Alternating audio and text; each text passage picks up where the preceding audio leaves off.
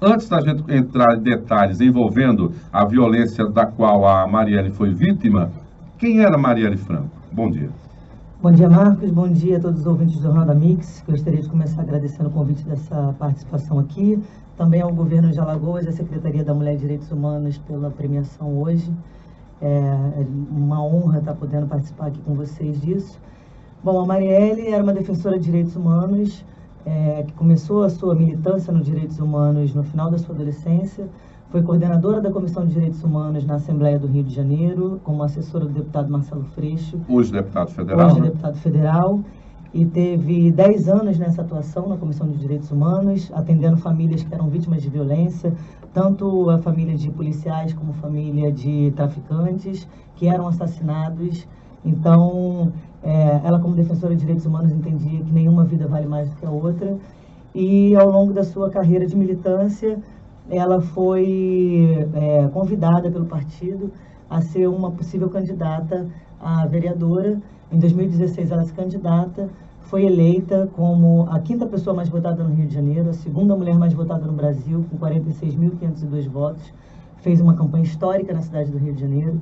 Era a única vereadora negra da Câmara Municipal do Rio de Janeiro e foi brutalmente executada na noite do 14 de março, junto com seu motorista Anderson Gomes. Vindo de uma atividade parlamentar, não é isso? Vindo de uma atividade. Ela tinha acabado de sair de uma atividade como vereadora, que era uma atividade com mulheres negras, jovens, e estava a caminho de casa quando teve seu carro metralhado e foi executado. Alguém que luta pela vida, né? É alguém que, de certa maneira, não necessariamente está mandando recado para quem mata, mas, acima de tudo, está dando acolhimento para quem perde. Em algum momento ela se sentia ameaçada ou comentava contigo sobre os perigos, ou você própria, né, como companheira dela, alertou sobre riscos em relação a essa atividade, Mônica?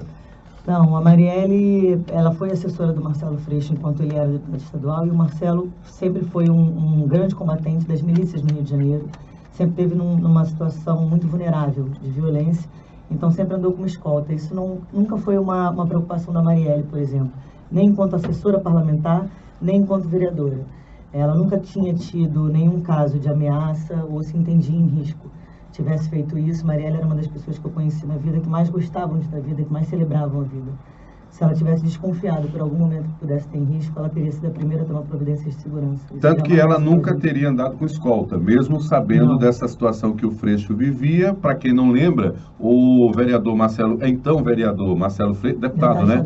Marcelo Freixo, ele tinha ganho notoriedade em função até de ter sido um personagem, né, daquele filme lá, o Tropa de Elite, né? Há um personagem no filme que lembra um pouco a luta do Freixo, que vivia denunciando a ação das milícias lá no Rio de Janeiro. Vamos falar um pouco sobre como é essa realidade da atuação da milícia. A milícia, ela domina a periferia, é formada em alguns momentos por ex-policiais, mas também tem civis lá envolvidos, e eles dominam a periferia oferecendo alguns serviços, inclusive construindo casas de forma ilegal, e tem apoio político e estão na política também, assim funciona, para que o ouvinte entenda? É importante a milícia hoje, eu considero que hoje tem de mais perigoso no Brasil. Milícias são um grupo de paramilitares, não só militares fora da ativa, mas também dentro da ativa. Então a gente está falando de policiais, de bombeiros, enfim, de militares, dentro e fora dessa atividade. E hoje a gente precisa compreender, muito seriamente, que a milícia ela é Estado no Brasil. A milícia ela tem cadeira no Senado, a milícia tem cadeira dentro da Câmara Estadual do Rio de Janeiro, da Câmara Federal. Então, ela é uma composição que ela tem um braço político e vem ganhando essa força política muito forte. De domínio territorial no Rio de Janeiro, ela domina principalmente a periferia, mas a Zona Oeste. E são áreas que antes eram dominadas pelo tráfico. A milícia entra como um poder de justiça. Uma aparente solução para o tráfico, né? E para proteger comerciantes. Só que os caras gostaram da atividade e cresceram, né? Cresceram e viram um sistema de extorsão, né? Então controla tudo, controla o gás, controla a luz, controla o transporte alternativo. A vida das pessoas, né? A vida. E tudo passa a ter que pagar uma taxa para a milícia, e a milícia entende hoje como funciona a política no Brasil e ganha cadeira dentro dos espaços parlamentares da política institucional. Causou surpresa ou medo ou preocupação quando a investigação da morte da Marielle chegou a um condomínio de luxo no Rio de Janeiro e prendeu lá o Lessa, né, que é aquele militar apontado como o homem que atirou na Marielle. Ele é um ex-militar, tem um problema numa perna, inclusive, e o fato dele morar no condomínio onde morava o presidente Jair Bolsonaro, isso foi assustador para vocês? Isso causou algum tipo de surpresa? Olha, assustador, acho que não, mas a série de coincidências que acabavam relacionando que são hoje os acusados, né? Tanto a serem os executores, tanto o motorista quanto o atirador, e a série de coincidências que ligavam o nome da família presidencial, isso foi algo que surpreendeu, de fato. Mas hoje tanto tem uma linha das investigações que apontam o nome da família do presidente dentro com um possível envolvimento. Agora, eu acho que a gente tem que ter atenção a minha luta por justiça, ela independe de onde quem foi o mandante do assassinato da Marielle esteja sentado, em que cadeira de poder é essa. Então, não me importa se é na presidência da República, se é na cadeira do Vaticano, eu quero que quem fez isso seja responsabilizado pelo que fez e que essa resposta seja dada com seriedade para a sociedade. Por que vocês são contrários à federalização dessa investigação, considerando que, supostamente, para o brasileiro médio, de um modo geral, a Polícia Federal ela poderia ser mais isenta do que uma polícia estadual? Isso é um debate complexo, mas tentando resumir muito, isso seria um deslocamento de competência, que seria tirar do Ministério Público do Rio de Janeiro e da Polícia Civil e transferir isso para a competência federal. Um dos problemas a gente está falando de um inquérito que já passa de um ano, já está chegando a 1 ano e 9 meses, um volume muito grande, e para você ter a justificativa cabível para ter o deslocamento de competência, federalizar esse caso, ele teria que mostrar uma inércia, ou seja, a gente tinha que ter uma comprovação de que o Ministério Público do Rio de Janeiro e a Polícia Civil não estariam trabalhando porque não queriam ou que não teriam competência para fazer. Mas se a gente tem hoje já 2 pessoas presas como acusados, esse já não procede. E o governo federal fez uma participação, na época do governo do Jugman, quando o ministro da Segurança, com a Polícia Federal, uma investigação sobre a investigação, para ver se estava tendo obstrução da investigação no Rio. Bom, isso foi uma participação. Agora, Jair Bolsonaro, quando era candidato à presidência, sempre que questionado sobre o caso da Marielle, optou pelo silêncio. Após ter assumido a presidência da República, também optou pelo silêncio. Ele nunca se manifestou pelo caso ou demonstrou preocupação. O ministro Sérgio Moro também não. Então, quando houve uma menção ao nome da família Bolsonaro dentro dessa investigação, subitamente houve um interesse na federalização do caso. Então, é muito lamentável, porque enquanto juiz, o Sérgio Moro mostrou que não sabia o que era imparcialidade quando fez o julgamento do Lula. Isso está aí mais comprovado, inclusive, pelo jornal Intercept. Agora, muito surpreende que logo depois da menção do nome da família Bolsonaro, causa-se esse súbito interesse e todo mundo queira federalizar o caso. Então, a preocupação vem exatamente dessa politização do caso, vamos dizer assim. Politização do caso e uma possível não imparcialidade na condução disso. Então, o que garante hoje que se a competência da federal chegar a esse caso, a gente terá, de fato, uma investigação séria, imparcial, que esteja comprometida com a verdade. Você tem uma tatuagem em homenagem à Marielle no seu braço, ela é uma mulher que marcou a sua vida, né? Sua vida sentimental, sua vida pessoal, e agora marca também a sua vida, a sua trajetória pós-tragédia. Você está com a camisa Quem Mandou Matar a Marielle? Eu já vi, inclusive, memes aí na internet, aos montes, a respeito disso. Hoje, a Mônica Benício mudou muito a realidade da sua vida? Você, por exemplo, anda com proteção ou teme pela sua vida, Mônica? Não. É óbvio que a minha vida mudou muito. Eu não consigo, tenho uma vaga lembrança de quem eu era até a noite do 14 de março. Hoje a minha vida ela ficou devotada na militância de direitos humanos e na campanha de justiça por Marielle. Isso é de repercussão internacional. É um esforço de agendas que não param, pouquíssimo tempo em casa. Agora, a minha rotina de segurança, enfim, eu tenho uma medida cautelar da Comissão Interamericana, que é um pedido para que o Estado brasileiro garanta a minha segurança. E também estou dentro do Programa de Proteção a Defensores de Direitos Humanos. Mas a minha rotina de segurança, ela tem as medidas, na medida do possível, sem alterar muito a minha rotina. Isso foi um critério que eu estabeleci. mas preservando. Agora, eu costumo dizer que na noite do 14 de março me tiraram todo motivo para ter medo. Então, hoje a minha vida é fronte de luta. Passou a ter também essa militância. Como é que você recebeu a informação de que a Marielle seria homenageada em Paris, né? Exatamente em detrimento do que aconteceu no Rio de Janeiro, quando uma rua que passou a ter o nome da Marielle teve a placa arrancada por representantes da milícia? É muito simbólico que a gente olhe para a comunidade internacional, e a Marielle teve muitas homenagens ao redor do mundo, principalmente Europa, e hoje tem o nome dela, leva um jardim de Paris, rua em Paris, então, e em muitos outros lugares da Europa tem muitas homenagens muito simbólicas, e no Rio de Janeiro a gente teve esse episódio lamentável de um então candidato, hoje deputado estadual, ter quebrado a placa, que era uma placa, enfim, era uma placa simbólica, era uma placa em homenagem, mas que ampliou ainda mais essa repercussão, fez uma movimentação de solidariedade e comoção muito grande, o episódio.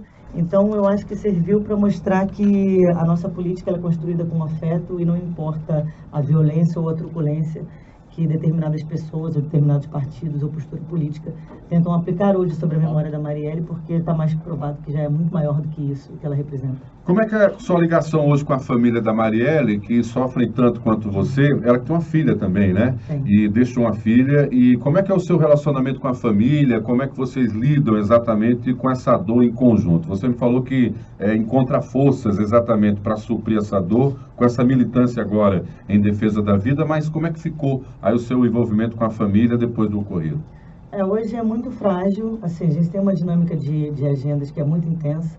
A mãe da Marielle, principalmente, vem fazendo uma luta muito forte com o movimento das mães no Rio de Janeiro também. Tá nesse lugar da mãe que perdeu uma filha, então assumiu uma posição de militância também muito bonita. E, enfim, a gente tem umas agendas. Eu hoje moro sozinha, a filha da Marielle, que morava com a gente, hoje vive com as avós, que tinha uma relação também muito forte. E está todo mundo nessa luta aí por justiça por Marielle e também na continuidade da preservação da memória e do legado. O que é que você acha importante dizer para o Brasil e para o mundo, já que você hoje é uma figura também conhecida internacionalmente, sobre essa luta que vocês têm, não só em defesa da vida, mas também pela constituição de um modelo de família que de vez em quando costuma ser atacado exatamente por esse discurso mais conservador, que toma conta aí também da mídia, de um modo geral, tentando interferir de algum modo até na vida particular das pessoas? Eu acho que a gente precisa ampliar o que é o debate de defensores de direitos humanos, né? Porque a gente tem a postura no Brasil da compreensão e da disseminação de que direitos humanos é defensor de bandido. Isso é um projeto político para criminalizar a imagem de defensor de direitos humanos, quando a gente deveria entender, na verdade, que se falta comida, se falta água, se falta estabilidade, se falta saúde, e a gente luta por isso, por esse direito da população, isso é ser defensor de direitos humanos, isso é direitos humanos. E eu acho que a família também, e toda a unidade de família, e toda a compreensão de família, ela deve ser entendida num conceito de solidariedade, de empatia muito mais amplo do que é o modelo que a gente tem da heteronormatividade, que é composto por um homem e uma mulher, os filhos biológicos, enfim. Porque quando a gente faz um debate de família, por exemplo, e diz que família é sangue, a gente inclusive exclui não só as famílias LGBTs, compostas em núcleos LGBTs, mas também aquelas que são compostas por adoção, mesmo sendo de pessoas héteros, e muitos outros debates.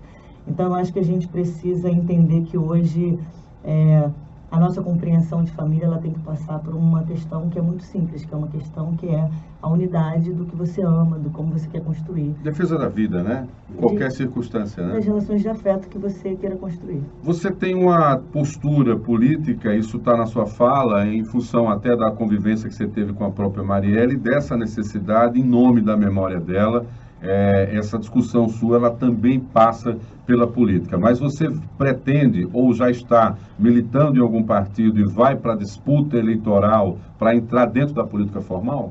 Eu faço parte do PSOL, eu sou filiada ao PSOL, sou assessora. Você já era ou você se filiou pós o encerro? Me filiei num ato, inclusive, de 300 dias pós a execução da Marielle. Quer dizer que você conviveu com a Marielle, mas você não tinha uma militância partidária. Agora surgiu uma nova Mônica, então. Eu sempre tive muita afinidade com o PSOL, mas muito em função do que era a vida da Marielle, assim, não era filiada. E me filiei, hoje eu sou assessora do deputado federal Marcelo Freixo, contribuo com ele nas pautas LGBTs E estou nessa militância, assim, por enquanto não tenho a pretensão de ter cargo público institucional, da política institucional. Eu acho que política a gente faz de muitas formas, inclusive Exato. isso que a gente está fazendo nesse momento é fazer política. Então, eu acho que o conceito que eu entendo de fazer política é muito mais amplo, mas hoje, em algum momento, nunca foi uma opção política institucional, hoje eu não descarto, mas nesse momento não é o que eu estou pleiteando. Para finalizar, o que é que você quer que o povo de Alagoas reconheça na sua luta e na história da Marielle, em função da homenagem que você vai estar recebendo em memória em relação à luta dela e à sua luta também por justiça?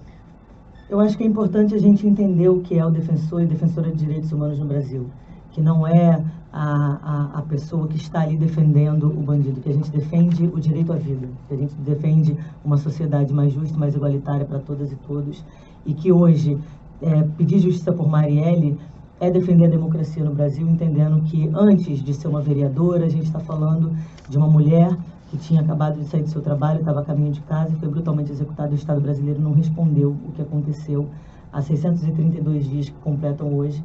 E aí a gente está falando também de uma parlamentar, uma mulher democraticamente eleita, assassinada num crime político, e esse mesmo Estado não responde.